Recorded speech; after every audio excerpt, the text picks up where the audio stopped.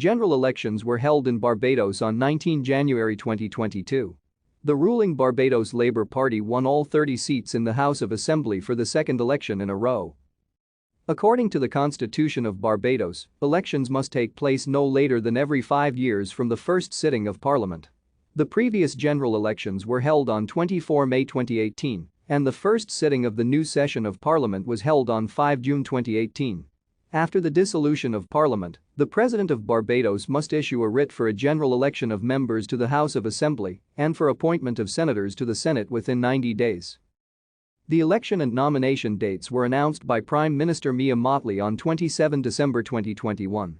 The nomination deadline for candidates to register was scheduled for January 2022.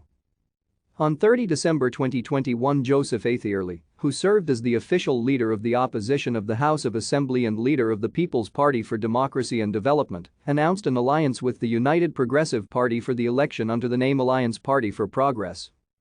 Early voting was held for police officers and election day workers on 12 January. The 30 members of the House of Assembly are elected by first-past-the-post voting in single-member constituencies.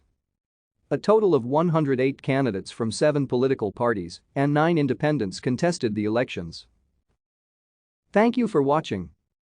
Like and subscribe if you would like to view more of our videos. Have a nice day.